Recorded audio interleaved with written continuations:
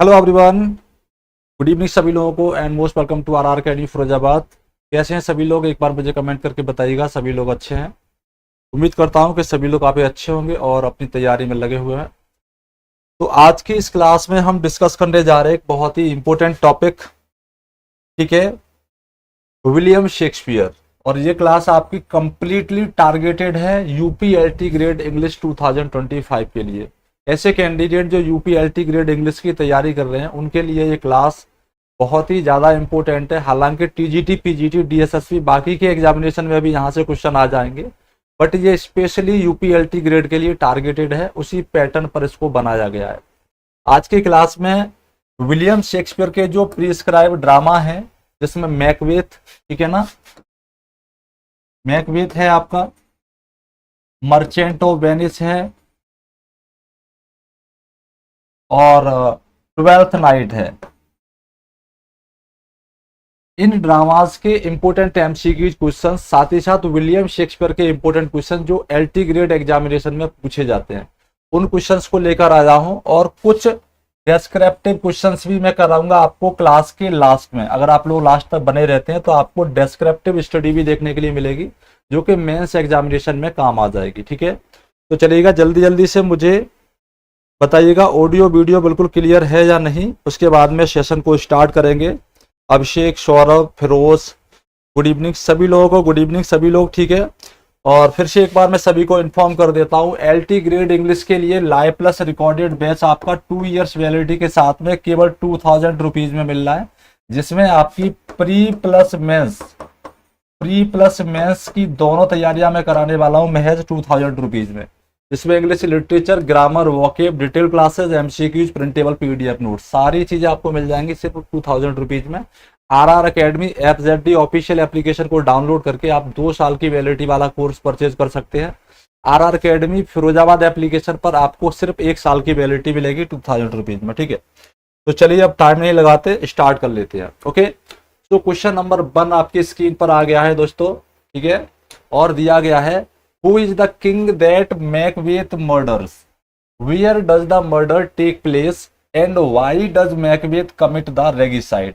अच्छा क्वेश्चन है, बहुत इंपॉर्टेंट क्वेश्चन है। और इसी तरीके के क्वेश्चन जो इजी तो होंगे, बट उनको अंडरस्टैंड करने में थोड़ा सा आपको टाइम लग सकता है एग्जामिनेशन में, तो बड़ी बारीकी से आप लोगों को पढ़ना है, ठीक है। क्वेश्चन दिया गया है कि who is the king that Macbeth murder. यहाँ पर एक क्वेश्चन ये बन गया कि उस किंग का क्या नाम है जिसे मैकबेथ मारता है, ठीक है ना।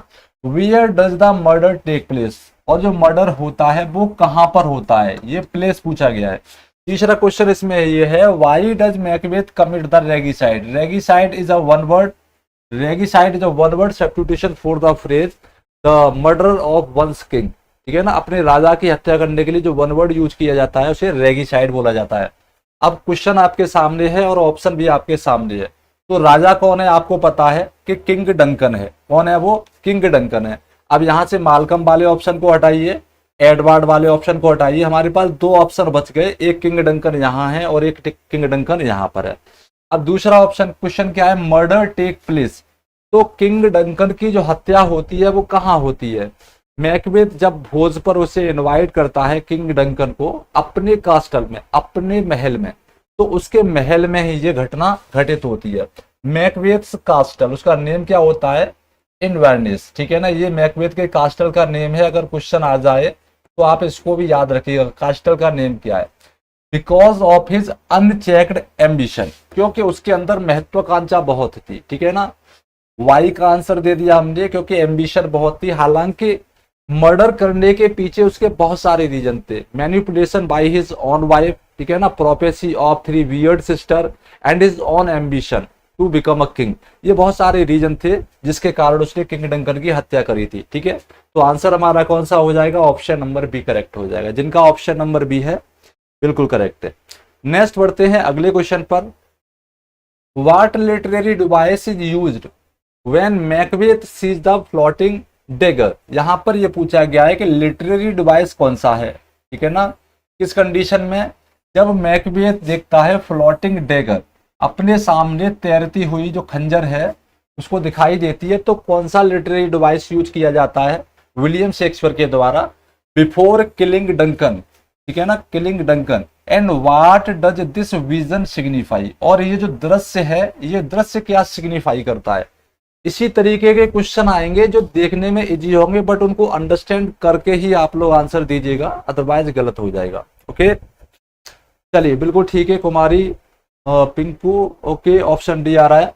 तो लिटरेरी डिवाइस पूछा गया है। मैकबेथ जब फ्लोटिंग डैगर देखता है अपने सामने तो एक शौले लिखी स्पीक आउट करता है, ठीक है ना, मन ही मन में अपने आप से बात करता है जब उसके सामने डैगर दिखता है उसको। तो आंसर हो जाएगा हमारा ऑप्शन नंबर बी, शौले लिखी। ये क्या है, लिटरेरी डिवाइस कौन सा यूज किया है विलियम शेक्सपियर के द्वारा, शौले लिखी।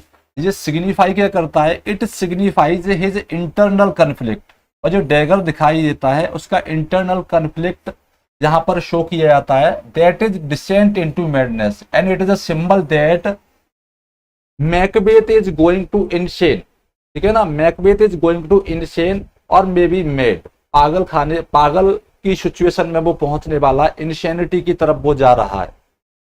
अगला क्वेश्चन है हमारे पास,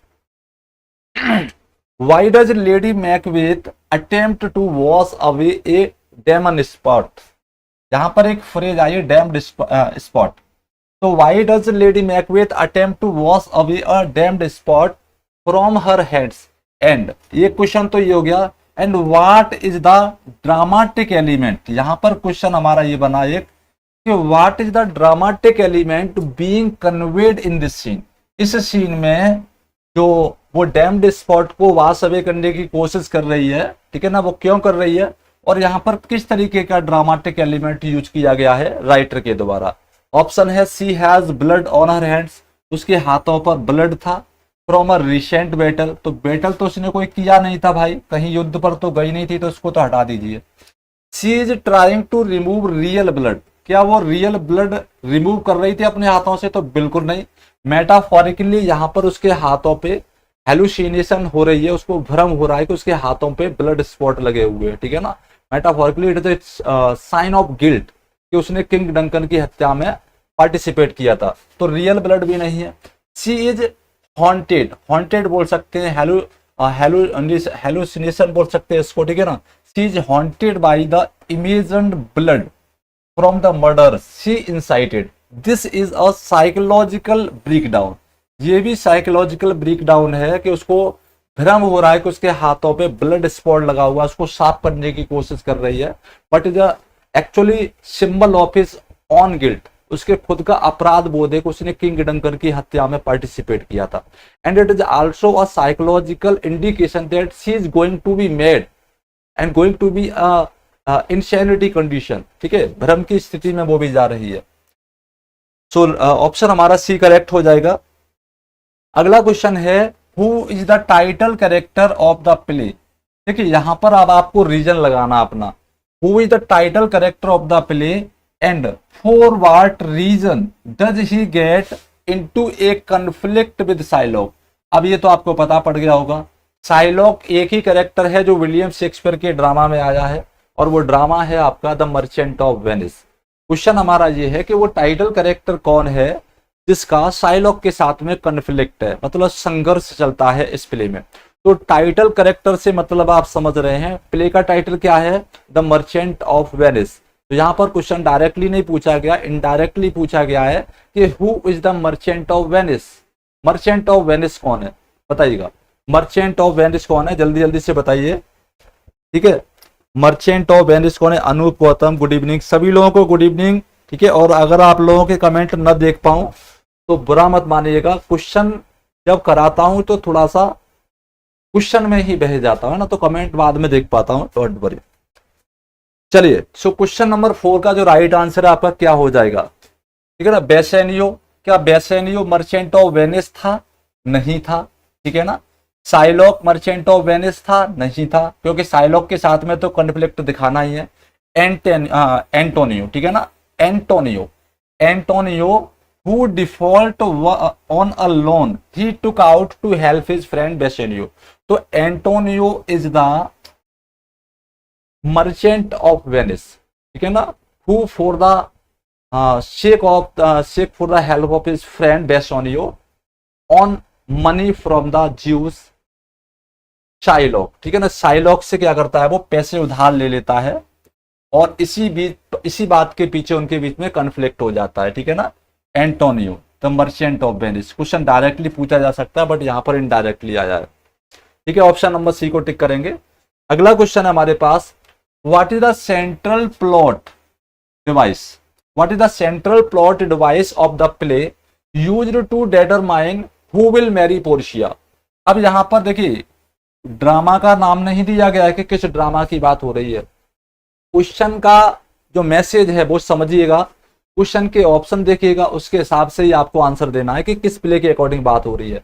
तो पोर्शिया से शादी करने की बात हो रही है, सेंट्रल प्लॉट डिवाइस कौन सा था, use to determine who will marry Portia, यानी वो प्लॉट डिवाइस कौन सा यूज किया गया था ड्रामाटिस्ट के द्वारा, जिसके अंतर्गत ये तय किया जाएगा कि पोर्शिया किससे शादी करेगी।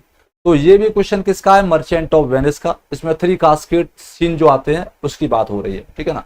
तो a race to see who can reach Belmont first, तो रेस का कोई विकल्प नहीं था। और riddle that suitor must solve, एक रिडल सॉल्व करनी पड़ेगी, ये भी कोई मतलब नहीं है। A lottery of 3 caskets one containing her portrait, तो इसके फादर की जो विल थी, पोर्शिया के फादर की, उस विल के अकॉर्डिंग 3 कास्केट प्ले किया जाएगा, ठीक है ना। उन 3 कास्केट में से एक कास्केट ऐसा होगा जिसमें पोर्शिया की खुद की पोर्ट्रेट होगी, खुद की पिक्चर होगी। जो कैंडिडेट उस कास्केट को चूज करेगा जिसमें पोर्शिया की पिक्चर होगी, ठीक है ना, उसी कैंडिडेट से पोर्शिया की शादी होगी। और यही क्या था, प्लॉट डिवाइस यहाँ पर ड्रामाटिस्ट के द्वारा यूज किया गया था, ठीक है। Option C will be right answer. Next one, अगला क्वेश्चन है, how is Shylock the Jews, how is Shylock the Jews money lender portrayed in the play and what is his primary motivation for demanding the pound of flesh. यानी यहाँ question ये है कि Jews money lender जो Shylock है वो कैसे portray किया गया है इस प्ले में, और उसकी जो प्राइमरी मोटिवेशन है जिसके कारण वो 1 पाउंड फ्लेश डिमांड करता है एंटोनियो का, ठीक है ना। किसकी वजह से, ड्यू टू फेलियर ऑफ डेप्ट, जो उसका कर्जा था उसको चुकाने के असमर्थता के कारण 1 पाउंड फ्लेश डिमांड करता है एंटोनियो की बॉडी का। तो उसका प्राइमरी मोटिवेशन क्या था, मतलब मुख्य कारण क्या था, उसने 1 पाउंड फ्लेश मांगा ही क्यों था। वो पैसे के बदले ज्यादा पैसे मांग सकता था, ठीक है ना, पनिशमेंट दिलवा सकता था, पाउंड फ्लेश ही क्यों मांगा उसने, ठीक है। चलिए ओके, ऑप्शन बी आ रहा है अनूप गौतम। तो चलिए देखते हैं, ही इज अ काइंड, काइंड तो वो बिल्कुल नहीं था भाई, ठीक है ना, इसको हटाइए। ही is a cruel and greedy villain, बिल्कुल ठीक है, ये आंसर हो सकता है। His motivation is pure revenge, उसका मोटिवेशन किसकी वजह से था, रिवेंज, बदले की भावना से था अगेंस्ट एंटोनियो। तो बिल्कुल ठीक है, ऑप्शन नंबर बी हमारा करेक्ट है। एक और देखते हैं, अभी रुक जाइएगा, एक और देखते हैं। ही इज कॉम्प्लेक्स करेक्टर, वो बिल्कुल कॉम्प्लेक्स करेक्टर था, उसके अंदर ग्रीड थी, मैनिपुलेशन था, ठीक है ना, जेलसी थी, रिवेंज था, सब कुछ था उसके अंदर। Who is both a blame, who is both a victim of prejudice, वो प्रीजुडिस यानी कि पहले से किसी चीज के बारे में मन बना लेते हैं लोग, पूर्वाग्रह कर लेते हैं, उसका शिकार था। एंड ए वेंगफुल एंटेगोनिस्ट, और क्या था, बदले की भावना से ग्रसित एक विलेनियस कैरेक्टर था। His motivation is revenge for years of miss treatment. तो भाई देखिए आंसर ये भी ठीक था, ठीक है ना, लेकिन एंटोनियो से उसे पर्सनली कोई घृणा नहीं थी, लेकिन उसे घृणा थी किससे, क्रिश्चियन लोगों से। बिकॉज वो कौन था, वो ज्यूज था, वो यहूदी था, और यहूदी लोगों के प्रति उस समय ब्रिटिश शासन में, ब्रिटिश कॉलोनीज में क्या था कि लोग पूर्वाग्रह रखते थे कि यहूदी ऐसे होते हैं, यहूदी वैसे होते हैं, रिलीजियस, सामाजिक, धार्मिक, आर्थिक, हर तरीके से उन्हें मिसट्रीट किया जा रहा था बरसों से। तो वो बरसों का जो अंदर उथल मुथल मच रही थी, उसको मौका मिल गया एंटोनियो को, एंटोनियो से बदला लेने का। तो उसका पर्सनल रीजन नहीं था, बट ये सोशल रीजन था। तो आंसर हमारा ऑप्शन सी हो जाएगा, ठीक है ना, ये भी ठीक था, but in comparison both option, हमारा option C will be right, ठीक है। अगला क्वेश्चन है, who is Portia and how does she disguise herself to save Antonio. Portia कौन है, उसने अपने आप को कैसे डिस्गाइज किया एंटोनियो को बचाने के लिए कोर्ट रूम में, ठीक है। चलिएगा सभी लोग बताएं कौन सा करेक्ट हो जाएगा, इंपॉर्टेंट क्वेश्चन है, ओके, कोशिश करते जाएं, बताते जाएं। कोशिश करते जाएं, बताते जाएं। चलिए कोई बात नहीं है। तो she is a Venetian noble woman, क्या वो वेनेशियन नोबल वुमन थी? She disguise herself as a lawyer, उसने अपने आप को लॉयर के रूप में डिस्गाइज कर लिया था। She is a wealthy heiress from Belmont, तो ये आंसर बिल्कुल करेक्ट है, ऑप्शन नंबर बी। वो कौन थी? बेलमोंट की आयरस थी, ठीक है ना। She disguise herself as a young male lawyer, जिसका नाम था बाल्थजार, ठीक है ना। अगर क्वेश्चन आ जाए तो इसको भी याद रखिएगा कि लॉयर का नेम क्या था, Portia as a lawyer name क्या था। ऑप्शन नंबर बी जिनका आ रहा है बिल्कुल करेक्ट है। नेक्स्ट वन, अगला क्वेश्चन है, who is the main protagonist of the play Twelfth Night. Important question आ गया है कि ट्वेल्थ नाइट का मेन प्रोटागोनिस्ट कौन है, and what event set the central plot in motion. कौन सा इवेंट है जो उसका सेंट्रल प्लॉट है उसको स्थापित करता है, मतलब प्लॉट की स्टार्टिंग हो जाती है। ठीक है, जल्दी जल्दी से बताएं। ठीक है, ओके। तो who is the main protagonist, यहां पर दिया गया वेला, यहां दिया गया ड्यूक ओरिजिनो, तो ड्यूक ओरिजिनो तो है नहीं है, ओलिविया भी नहीं है, सेबेस्टियन भी नहीं है। ऑप्शन नंबर ये हमारा करेक्ट रहेगा, Viola, who is survived shipwreck and disguise herself as a man. Option number A will be correct answer, ठीक है ना। सीजेरियो के रूप में ये अपने आप को एज अ बॉय डिस्गाइज कर लेती है, ठीक है, नोट कर लेना। जिनका आंसर है ऑप्शन नंबर ए बिल्कुल ठीक है।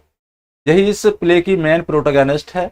Why does Viola disguise herself as a man and what is the key dramatic irony of her disguise. Question number 9 में पूछा गया है कि वेला अपने आप को एक मैन में सीजेरियो के रूप में क्यों डिस्गाइज करती है, ठीक है ना, सीजेरियो के रूप में क्यों डिस्गाइज करती है। What is the key dramatic irony, यहाँ पर ड्रामेटिक आयरनी क्या है उसके डिस्गाइजेशन में।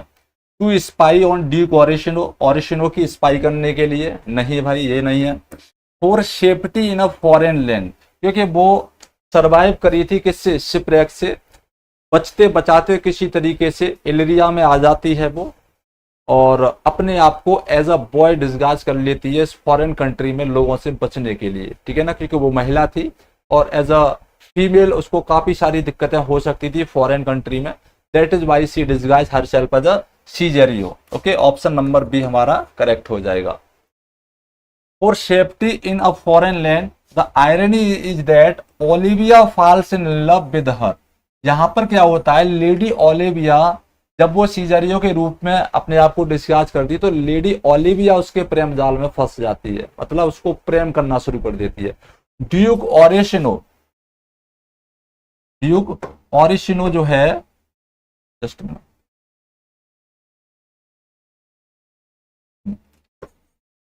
ड्यूक ओरिजिनो जो है, जो कि ओलिविया से प्यार करता है, ठीक है ना, इससे कौन प्यार करना शुरू कर देती है,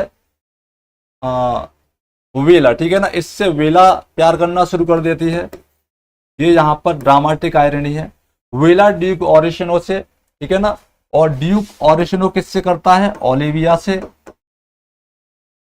और ओलिविया किससे करती है, वेला से, किसके रूप में, सीजरियो के रूप में। तो यहां पर ये एक लव ट्रायंगल बन जाता है और मिस आइडेंटिटी यहां पर क्रिएट हो जाती है, ठीक है ना, इंपॉर्टेंट है, इसको आप लोग याद रखेंगे। अगला क्वेश्चन है, what is the dramatic purpose of the duel between Cesario as a Viola, यानी वेला एज अ सीजरियो के रूप में जब वेला थी तो सीजरियो और सर एंड्रयू ऑक्सिक के बीच में डुएल होता है, तो उसका ड्रामेटिक पर्पस क्या होता है, ड्रामेटिक पर्पस क्या होता है इन दोनों के बीच में डुएल होने का, यानी कि लड़ाई होने का, ठीक है। तो it is a serious duel, ये सीरियस डुएल था, तो ये सीरियस डुएल नहीं था। It is a comedic and farcical scene, ये क्या था, एक कॉमेडिक और फार्शियल सीन था, जो कि मारिया जो मेड सर्वेंट थी लेडी ओलिविया की, उसके द्वारा मिस इंफॉर्मेशन देकर और मैनिपुलेशन के द्वारा इन दोनों को लड़ने के लिए मजबूर किया गया था, ठीक है। हालांकि दोनों लोग ही कवाडिस थे, एक तरफ तो वो फीमेल थी तो उसको तो लड़ना वैसे ही पसंद नहीं था, दूसरी तरफ ये जो थे सर एंड्रयू ऑक्सिक, ये अपने आप में डरपोक किस्म के लोग थे, बूस्टर्स किस्म के व्यक्ति थे, ये बूस्टिंग तो बहुत बड़ी बड़ी करते थे, बट लड़ने से इनको डर लगता था, ठीक है ना। सो राइट आंसर हो जाएगा option number B. It is a comedic and farcical scene that highlights the cowardice of both men and the misunderstanding of the play. Option number B जिनका जा रहा है नोट कर लीजिएगा, ठीक है। चलिए आगे बढ़ते हैं। नेक्स्ट क्वेश्चन है, what is the central purpose of the character of Antonio. Antonio जो कैरेक्टर है उसका सेंट्रल पर्पज क्या है। The sea captain who helps Sebastian. Question समझिएगा कहां और किस क्वेश्चन की बात हो रही है। एंटोनियो द सी कैप्टन, ठीक है ना। ऐसा प्ले जिसमें एंटोनियो नाम का कैरेक्टर है और वो कौन है, सी कैप्टन है, ठीक है। कौन है वो, सी कैप्टन है, सेबेस्टियन को बचाता है। उसका सेंट्रल पर्पस क्या है, ठीक है। To be rival to Duke Orsino, Duke Orsino का राइवल बनना। To provide a sub plot that is entirely separate from the main story, एक सब प्लॉट को प्रोवाइड करना जो कि मेन स्टोरी से बिल्कुल अलग हो। या फिर to introduce Sebastian to the main character, Sebastian को दूसरे कैरेक्टर से मिलाना। और to create confusion because of his loyalty to him. तो आंसर हमारा ऑप्शन सी हो जाएगा। When Sebastian was drowning in the sea after being shipwrecked, then Antonio the sea captain saved him, and somehow he came to saving himself to Illyria। धीमे धीमे किसी न किसी तरीके से वो वहां से बचते बचाते जब सी कैप्टन एंटोनियो ने उसको बचा लिया था तो इलेरिया के तरफ आ जाता है। तो सेबेस्टियन से एंटोनियो को काफी लगाव हो गया था, चाहे तो इसको किसी दूसरे तरीके से समझ लीजिए, होमोसेक्सुअलिटी की तरफ समझ लीजिए, या इसलिए कि उसने उसको बचाया था, इस वजह से उसे उससे लगा हो जाता है तो वो भी उसके पीछे पीछे चला आता है। तो लॉयल था, वफादार था, काफी पसंद करता था उसको, काइंड हार्टेड था उसके लिए। तो जब वेला एज अ सीजरियो वहां पर थी तो वो बिल्कुल सेबेस्टियन के शकल जैसी दिख रही थी, तो उसको मिस आइडेंटिटी हो जाती है और उसको वो सेबेस्टियन समझता है। लॉयल बहुत था तो पीछे पड़ जाता है और वहां पर उसकी पोल खुल जाती है, ठीक है ना, आइडेंटिटी रिवील हो जाती है। आंसर हमारा ऑप्शन नंबर सी करेक्ट हो जाएगी।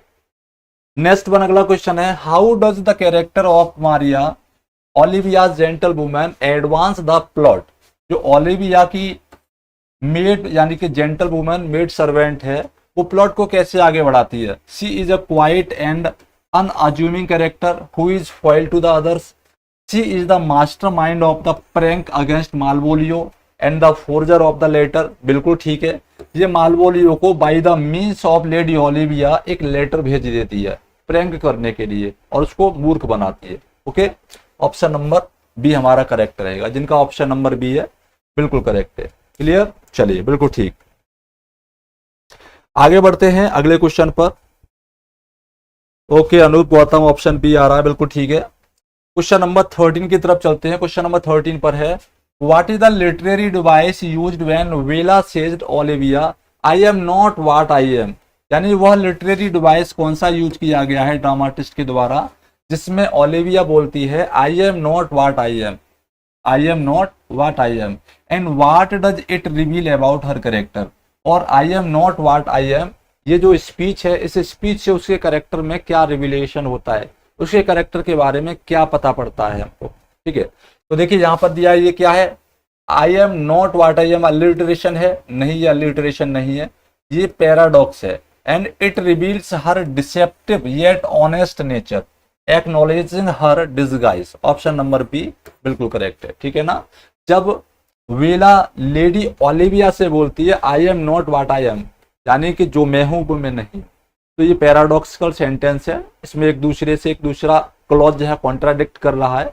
और यहाँ पर ये ट्रुथ भी है, क्योंकि वो जो वेला बोल रही है I am not what I M, तो वास्तविक रूप से वो नहीं है जो वो है, क्योंकि वो लड़का है और वो लड़का है नहीं है, जो दिख रही है वो है नहीं है।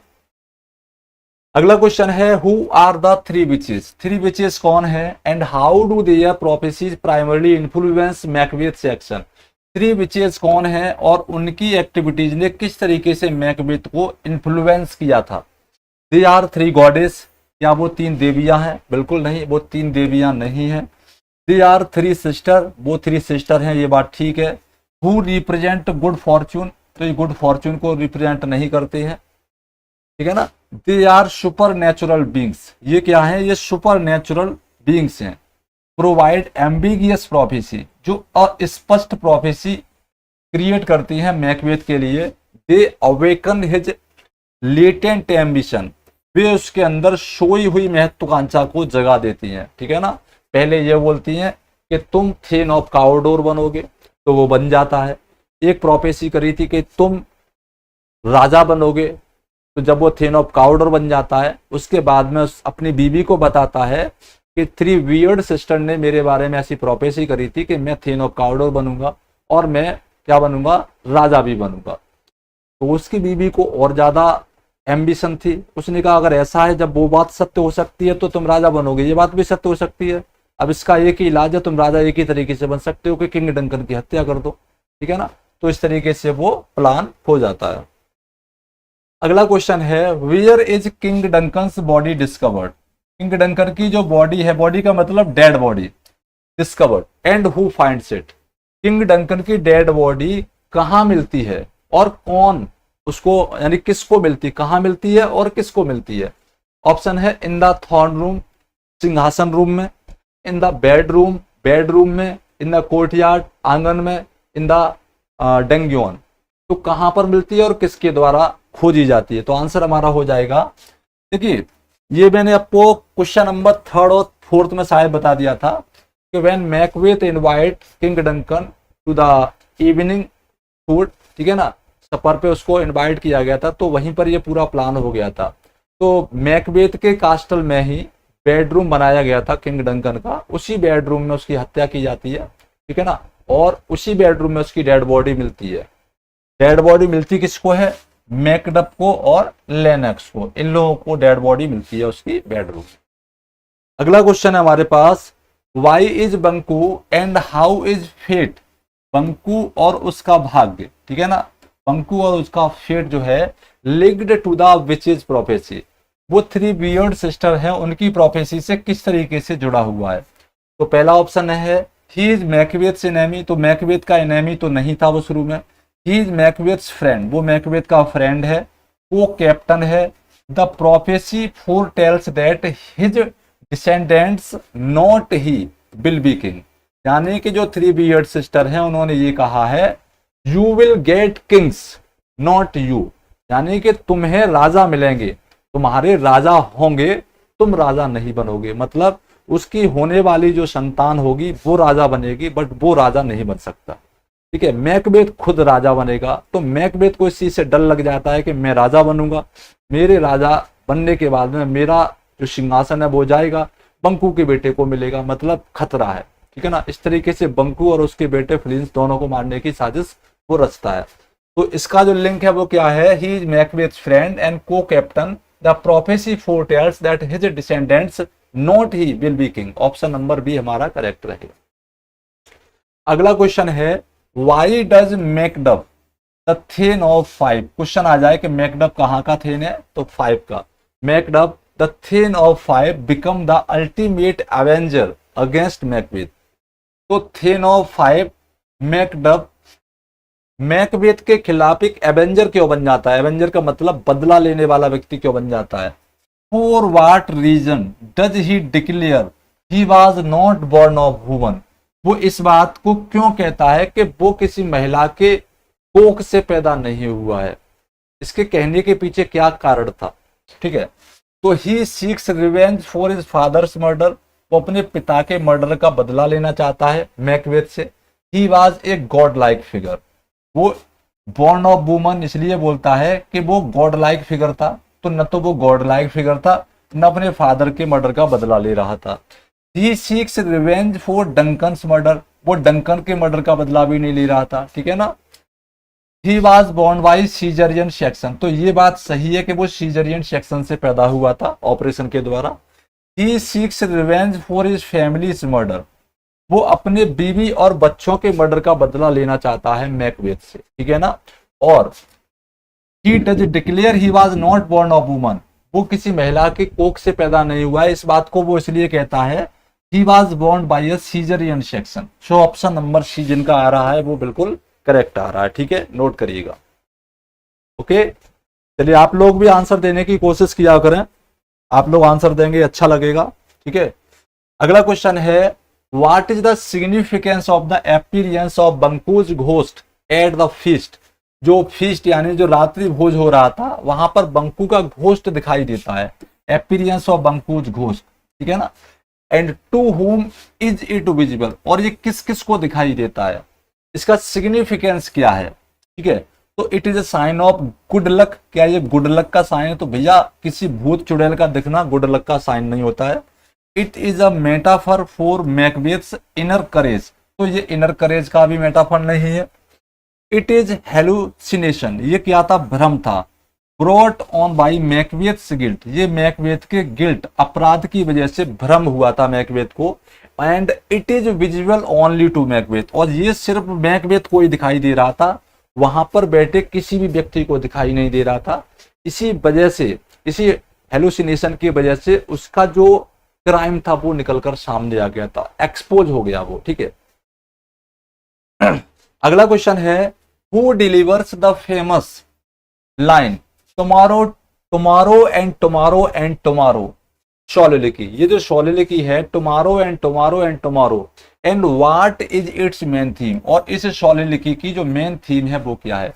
Tomorrow and tomorrow and tomorrow, life is but a walking shadow. ठीक है ना, ये जो स्पीच है इसी का पार्ट है, इसी शौल्य लिखी का। तो लेडी मैकबेथ बोलती है? बिल्कुल लेडी मैकबेथ नहीं बोलती है।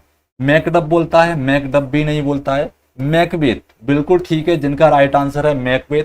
मैकबेथ बोलता है इस लाइन को after he heard the news of Lady Macbeth's death. Lady Macbeth के सुसाइड की जब उसको खबर मिलती है तब वो कंटेम्पलेट करता है अपने आप में कि what is life, life is what a walking shadow, क्षणिक है, इस लाइफ का क्या भरोसा, कभी भी चली जाएगी। ठीक है ना, tomorrow and tomorrow and tomorrow, तो the theme is the futility and meaningless of life. Life क्या है? कुछ नहीं, पानी के बुलबुले के तरीके से कभी भी फूट जाएगी। अगला क्वेश्चन है where do Malcolm and Donald Wayne, दो कैरेक्टर हैं Malcolm and Donald Wayne, flee after their father's murder. मतलब ये कौन है? ये सन हैं, बेटे हैं किंग डंकन के। ये कहाँ चले जाते हैं किंग डंकन के मर्डर के बाद में? एंड वाई डू दे सो, और वे ऐसा करते क्यों हैं, वो भागते क्यों हैं? तो they flee to England and Ireland, बिल्कुल ठीक है। मेलकम कहाँ जाता है? इंग्लैंड जाता है। डोनाल्ड वेन कहाँ जाता है? आयरलैंड चला जाता है। ठीक है ना, क्योंकि उनको भी खतरा था, उनको डर लग रहा था कि जैसे पिता की हत्या हुई है हो ना हो हमारी भी हत्या हो जाए। ठीक है, अगला क्वेश्चन है what is the primary literary device employed in the phrase fear is fall and fall is fear. ये जो लाइन है fear is fall and fall is fear, इसमें कौन सा लिटरेरी डिवाइस यूज किया गया है? ठीक है ना, स्पोकन बाई द बिचेस, ये थ्री बियर्ड सिस्टर के द्वारा बोली हुई लाइन है जो कि ओपनिंग लाइन है प्ले की। ठीक है, पर्सोनिफिकेशन, एल्यूटरेशन, पैराडॉक्स और सिमिली। क्वेश्चन नंबर 21 बताइएगा कौन सा आंसर आपका करेक्ट हो जाएगा। सभी कैंडिडेट बताएं कौन सा आंसर करेक्ट हो जाएगा। और देखिए वीडियो को लाइक शेयर सब्सक्राइब जरूर करिएगा। ठीक है ना, काफी दिनों से एलटी ग्रेड की क्लासें नहीं की हैं, इस वजह से आप लोगों तक नोटिफिकेशन नहीं पहुंच रहा होगा, मुझे पता है, इसी वजह से क्लासें आप तक नहीं पहुंच पाती हैं। तो आप लोग चैनल को सब्सक्राइब नोटिफाई जरूर कर लीजिएगा। ठीक है ना, और शेयर जरूर कर दिया करें। तो राइट आंसर हमारा हो जाएगा पैराडॉक्स। यहाँ क्या है? पैराडॉक्स है, दोनों clauses fear is fall and fall is fear एक दूसरे को कॉन्ट्राडिक्ट कर रहे हैं, एक दूसरे का विरोध कर रहे हैं। ठीक है, राइट आंसर हो जाएगा option number C. Question number 22 है how does Lady Macbeth convince Macbeth to go through with the murder of Duncan. Lady Macbeth King Duncan के मर्डर के लिए उसको क्यों प्रोत्साहित करती है? She threaten to leave him and betray him to the king, she questions his masculinity and accuse him of being coward. तो बिल्कुल करेक्ट आंसर है। वो क्या कहती है?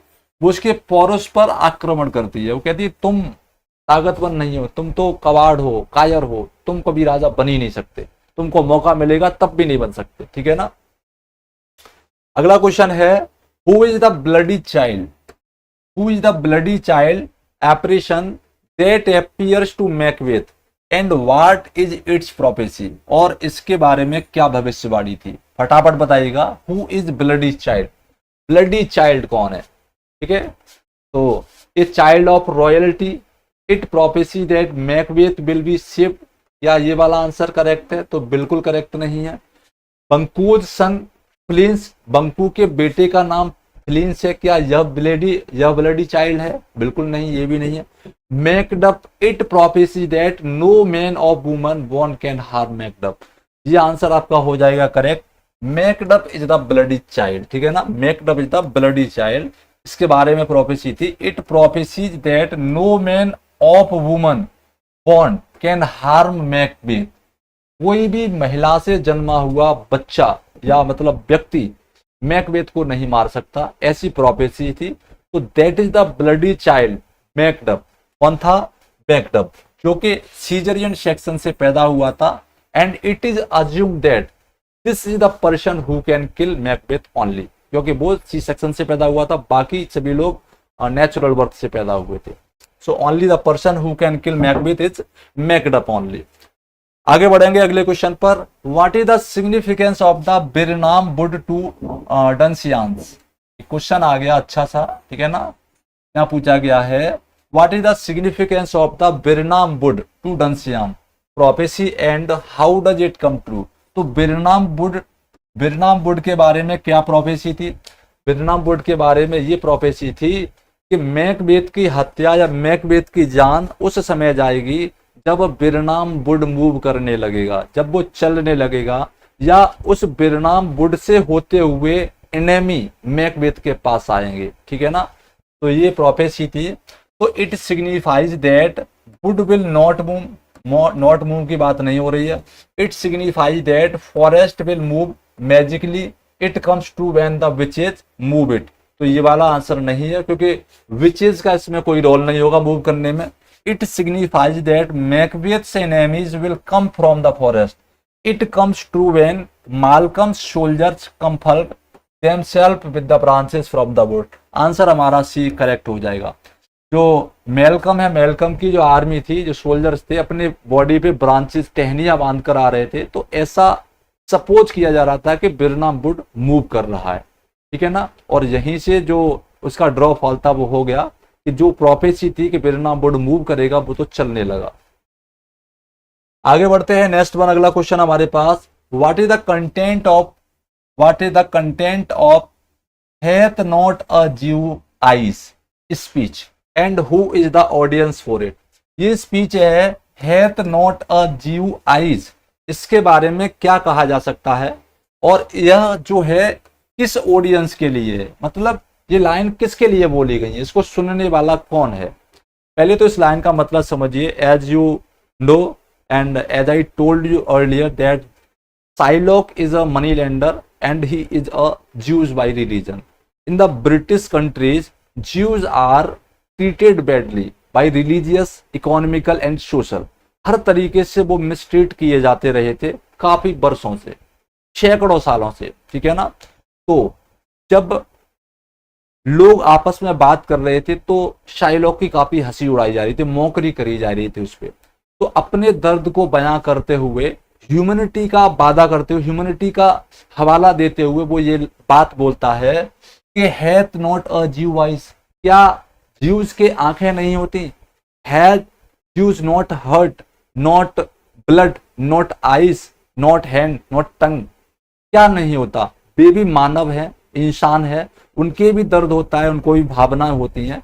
जो लोग हम पर हंसते हैं उनको हंसना नहीं चाहिए, ठीक है ना। तो राइट आंसर हो जाएगा Shylock explain his financial plans नहीं है। Shylock argues for his humanity and right to revenge.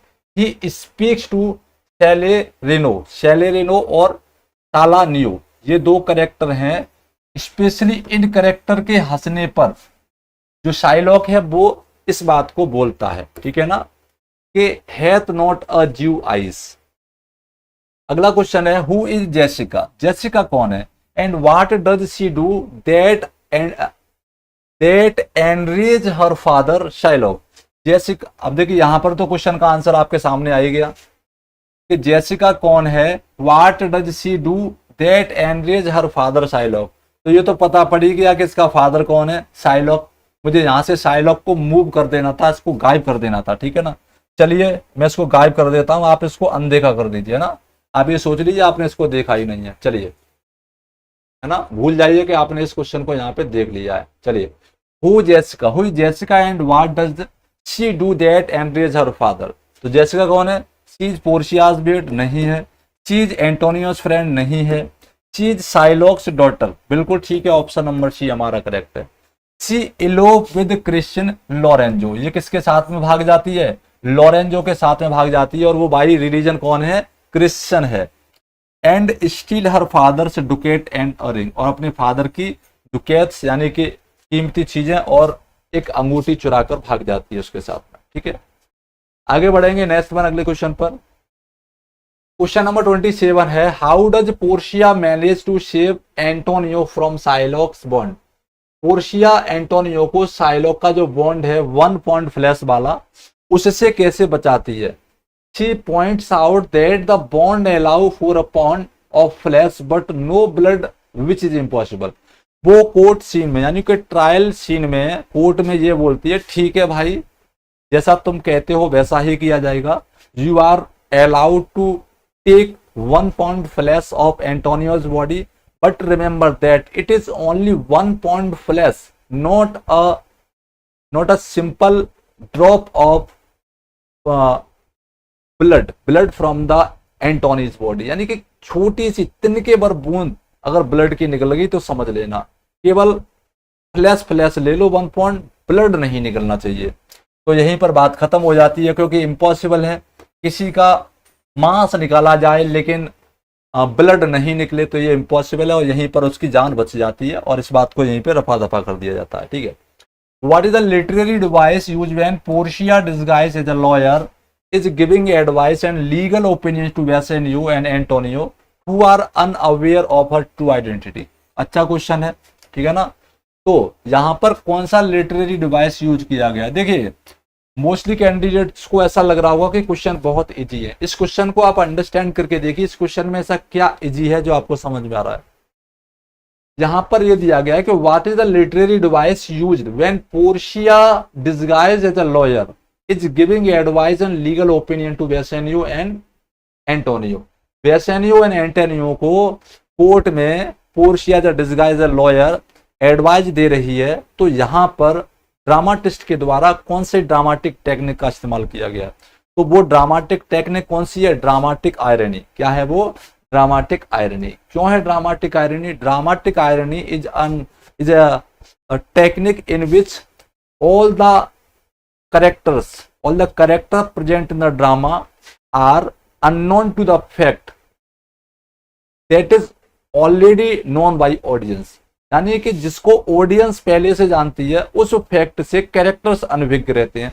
अब यहां पर ये ड्रामेटिक आयरनी कैसे है, सभी को पता है कि जो डिस्गाइज लॉयर है वो कौन है, पोर्शिया है।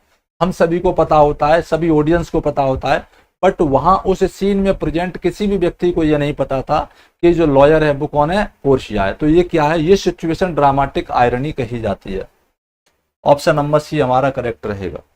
अगला क्वेश्चन है, हु इज ग्रेसियानो। ग्रेसियानो कौन है and what is his relationship to the main character. Gratiano का मेन कैरेक्टर के साथ में क्या रिलेशनशिप है। He is a servant to Shylock, क्या वो साइलॉक का सर्वेंट है, नहीं है। He is Venetian noble, Bassanio's friend who marries Nerissa, बिल्कुल ठीक है, ऑप्शन नंबर बी करेक्ट हो जाएगा। एक वेनेशियन नोबल पर्सन है जो कि बेसेनियो का फ्रेंड है, और ये नेरिशा से शादी कर लेता है, ठीक है, नोट कर लेना। आगे बढ़ेंगे अगले क्वेश्चन पर। What is the significance of the rings. Play में रिंग्स का क्या सिग्निफिकेंस है फाइनल एक्ट में, द मर्चेंट ऑफ वेनिस में। तो दे सिंबलाइज द वेल्थ, क्या रिंग्स वेल्थ को सिंबलाइज करती हैं, बिल्कुल नहीं। दे आर अ टेस्ट, ये क्या है, एक टेस्ट के रूप में रखी गई थी हस्बैंड्स की लॉयल्टी चेक करने के लिए, ठीक है ना। पोर्शिया और नेर्शिया ने अपने अपने हस्बैंड की लॉयल्टी को चेक करने के लिए रिंग्स की जो चीजें थी वो करी थी, and after that they reveal their deception and identity. Option B will be right answer.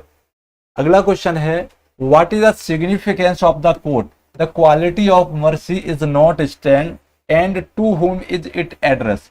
ये कोट आया है the quality of mercy is not stand. ये जो लाइन है इसका क्या सिग्निफिकेंस है, ये लाइनें किसके लिए बोली गई हैं बताइएगा। The quality of mercy is not stand and to whom, किससे ये लाइनें बोली जाती हैं, is it address. Antonio says, Antonio कहता है, एंटोनियो नहीं कहता है। साइलॉक सेज, साइलॉक कहता है, नहीं कहता है। ड्यूक सेज, ड्यूक कहता है, नहीं कहता है। Portia says it to Shylock, Portia ये साइलॉक से कहती है and appeal to him to show mercy, कि दया दिखाए। ठीक है, ऑप्शन डी को टिक कर लेना, यही आपका आंसर है।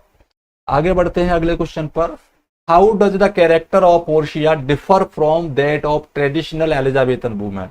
अब इसके लिए आपको एलिजाबेथन कंडीशन ऑफ वुमनहुड समझना पड़ेगा। मैंने डिटेल में आपको एलिजाबेथन एज को समझाया है। एलिजाबेथन एज में क्या था कि जो बड़े तबके की जो महिलाएं थी, राजसी खानदान की जो महिलाएं थी, उनकी हालत को अगर छोड़ दिया जाए तो बाकी जो महिलाएं थी उनकी स्थिति कुछ खास नहीं थी। ठीक है ना, उनको बहुत सारे अधिकार नहीं थे। उनमें से अगर देखा जाए तो सोशल स्टेटस के तौर पे जो पोर्शिया है काफी एम्बिशियस और काफी वाइज, काफी इंटेलिजेंट, काफी बोल्ड महिला है इस प्ले में। तो she is outspoken, intelligent, takes a dominant role in solving the central conflict. Option number B हमारा करेक्ट रहेगा। नेक्स्ट है how does Shakespeare use the character of the prince of Aragon. एक character है the Merchant of Venice में prince of Aragon. ठीक है ना, इसको किस तरीके से पोर्ट्रे किया है। तो ही is a symbol of self importance. वो कैसा है, सेल्फ इम्पोर्टेंस का सिंबल है, क्योंकि वो जिस कास्केट को चुनता है उस कास्केट पे लिखा था कि who will choose me will get that he deserve well. जो मुझे चूज करेगा उसको वह मिलेगा जिसके वह काबिल है। तो यहाँ पर सेल्फ इम्पोर्टेंस झलकता है। वो समझता है कि मैं जिसके काबिल हूँ वो पोर्शिया, तो पोर्शिया मुझे मिल जाएगी। तो वो जिसके काबिल था उसको क्या मिलता है, लीड कास्केट। ठीक है ना, वो सिर्फ उसी के काबिल था। ऑप्शन नंबर बी करेक्ट रहेगा। अगला क्वेश्चन है who is Sebastian and what is the role of his reunion with Viola. Sebastian कौन है तो सभी को पता है, ट्विन ब्रदर है वेला का। तो ही is Viola's twin brother. Their reunion resolve the confusion of mistaken identity. Option B will be correct answer है। अगला क्वेश्चन है हु इज सर टॉबी बैक। टॉबी बैक कौन है, how is he connected to the prank on Malvolio. 12th night का question आ गया है सर, टॉबी बैक के बारे में पूछा गया है। टॉबी बैक मालवोलियो के साथ जो प्रैंक होती है उनसे किस तरीके से एसोसिएट हो जाता है। टॉबी ब्लैक है कौन है, पहला क्वेश्चन ये है। तो टॉबी ब्लैक कौन है, ओलिवियाज अंकल। ये कौन है, ओलिविया का अंकल है। एक ड्रंकयार्ड पर्सन है, बूस्टरस पर्सन है, और आउट ऑफ स्पाइट मतलब जलन के कारण, इसके कारण ईर्ष्या के कारण वो मालवोलियो पर प्रैंक करवाने में मदद कर देता है। ऑप्शन नंबर सी हमारा करेक्ट है। नेक्स्ट वन है what is the significance of the quote O time thou must untangle this not I it is too hard a knot for me untie. बहुत अच्छा कोटेशन है। ये quotation किसके द्वारा बोला गया, what is the significance of the quote, इस quote का सिग्निफिकेंस क्या है। ठीक है ना, तो पहले तो ये समझना होगा कि इस कोट को बोला किसने है, ये लाइन किसके द्वारा बोली गई है। तो जब लव ट्रायंगल स्टार्ट हो जाता है 12th नाइट में, ठीक है ना, Viola disguise as Cesario and fall in love with Duke Orsino and Lady Olivia fall in love with Cesario who is disguise Viola and Duke Orsino fall in love with Lady Olivia. ये जो mistaken identity और love triangle था जो confusion create कर रहा था वेला के लिए, काफी कंफ्यूज होकर परेशान होकर इस लाइन को बोलती है। जब उसके बलबूते कुछ रहता नहीं, चीजें उसके कंट्रोल से बाहर हो जाती हैं, तो वो कहती है O time thou must untangle this, कि हे समय अब तुम ही इस चीज को सही करो, अब ये मेरे कंट्रोल में नहीं है। ठीक है ना, it is too hard a knot for me to untie, ये तो मेरे लिए बहुत ज्यादा कठिन है, मेरे इसकी गांठ है, इसके जो धागे एक दूसरे में उलझ गए हैं, जो जाल बुन गया है मिस्टेकन आइडेंटिटी का, इसको मैं सॉल्व नहीं कर पा रही हूँ। ठीक है ना, तो it is Viola's reflection on her disguise and her hope that time will resolve the complex love triangle. Option number B correct, इनका आंसर ऑप्शन नंबर बी बिल्कुल ठीक। What is the central purpose of the character of Olivia's refusal. Olivia का जो refusal है 7 years के लिए शादी करने के लिए, वो क्यों है, ठीक है ना, उसका रीजन क्या है। तो it is a plot device that set up the condition for Orsino unrequited love and Viola's arrival. जब Viola as a disguise Cesario आती है तो सीजरियो को ही भेजा जाता है ड्यूक ओरिजिनो के पास में, वहीं से लव ट्राइंगल स्टार्ट हो जाता है। तो ये क्या है, ये प्लॉट को आगे बढ़ाने की एक आप बोल सकते हैं टेक्निक है, ठीक है ना, प्लॉट डिवाइस है। अगला क्वेश्चन है, who is the person who ultimately solves the central problem of mistaken identity in the play Twelfth night. जो मिस्टेकन आइडेंटिटी है ट्वेल्थ नाइट नाम का जो प्ले है विलियम शेक्सपियर का, उसमें कौन सॉल्व करता है। तो ये दोनों कैंडिडेट हैं, जब ये सच्चाई बताते हैं कि हम ट्विंस हैं और हमारी शक्ल एक दूसरे से मैच खाती है, इसके कारण ही ये मिस्टेकन आइडेंटिटी क्रिएट हुई है, तब ये सारा मामला सुलझ जाता है, ठीक है। आगे बढ़ते हैं, how does the play's ending leave character of Malvolio. Malvolio जो कैरेक्टर है वो लास्ट में किस तरीके से रहता है, मतलब एंडिंग में मालवोलियो क्या करता है, कैसे रह जाता है। आंसर दिया गया है हैप्पी, क्या खुश रहता है, तो भैया खुश तो वो बिल्कुल नहीं रहता है। हम्बल्ड एंड बेटर पर्सन, वो हम्बल भी नहीं होता और बेटर भी नहीं बनता। ह्यूमिलिएटेड हो जाता है एंड वोविंग रिवेंज, और वो कहता है सबसे बदला लूंगा मैं, ठीक है ना, छोड़ूंगा किसी को नहीं। आगे बढ़ते हैं, what is the significance of the dagger of the mind. एक टर्म आया है dagger of the mind that Macbeth sees, यानी मैकबेथ जिस डैगर को अपने माइंड में विजुलाइज कर रहा है, ठीक है ना, उसके बारे में बात हो रही है, उसका क्या सिग्निफिकेंस है। तो it is a magical dagger, नहीं ये मैजिकल डैगर नहीं है, इट इज अ हेलुसिनेशन, ये क्या था, ये भ्रम था। That symbolize his guilt and murderous intent, के ऑप्शन नंबर सी हमारा करेक्ट हो जाएगा। क्लियर है। चलिए क्वेश्चन नंबर 40 का राइट आंसर हो गया। ओके, ईशू रावत, विपिन शर्मा, अनूप गौतम, ठीक है, गुड। चलिए सभी लोग लाइक कर दीजिए, शेयर कर दीजिए, सब्सक्राइब जरूर करिएगा।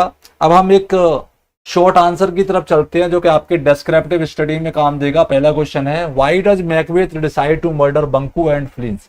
मैकबेथ बंकू और फ्लिंस की हत्या करने की क्यों सोचता है। What is the dramatic significance of Fleance escape. जब फ्लिंस बच जाता है तो इसका ड्रामाटिक सिग्निफिकेंस क्या है।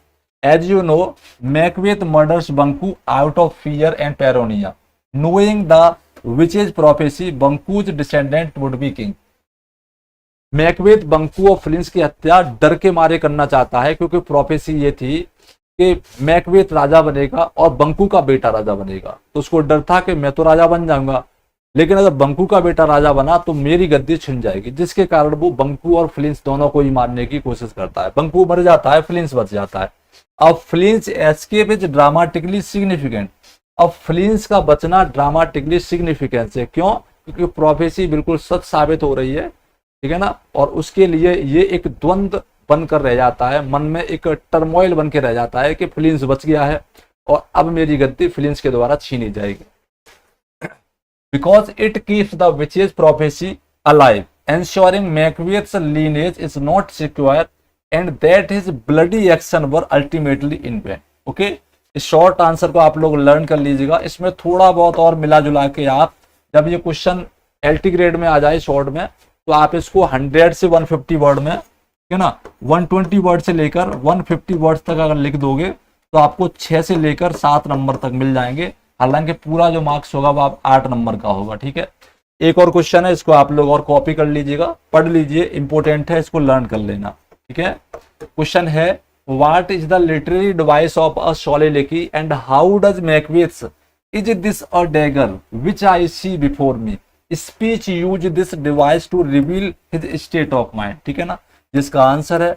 ऐसे ही धीमे धीमे एक दो क्वेश्चन करके आप लोग एनालाइज करिए, लर्न करिए, लिखिए, जिससे आपकी प्री और मेंस दोनों की तैयारी साथ साथ चलती चलेगी, ठीक है ना गाइस। तो चलिए आज की क्लास में इतना ही, फिर मिलेंगे एक नए ऑथर के साथ में, नई क्लास के साथ में कल 9 बजे। तब तक के लिए आप लोग चैनल को सब्सक्राइब करके नोटिफिकेशन बेल पर क्लिक कर लीजिएगा। और अगर आप लोग LT ग्रेड में एडमिशन लेना चाहते हैं पेड क्लासेज में, तो अभी जल्दी करिएगा, क्योंकि अभी आपका ऑफर चल रहा है मात्र 2000 रुपीज में, केवल आपको 2 इयर्स वैलिडिटी के साथ LT ग्रेड का कोर्स मिल रहा है लाइव प्लस रिकॉर्डेड, जिसमें detail classes English literature, English grammar, vocabulary, detail classes, MCQ session, printable PDF notes. RR academy FZD official application को डाउनलोड करिएगा, 2 साल की वैलिडिटी मिलेगी। RR अकेडमी फिरोजाबाद एप्लीकेशन को डाउनलोड करिएगा, सेम प्राइस में केवल 1 साल की वैलिडिटी मिलेगी। ठीक है ना। तो चलिए, धन्यवाद, good night, ta-ta, see you again. Okay.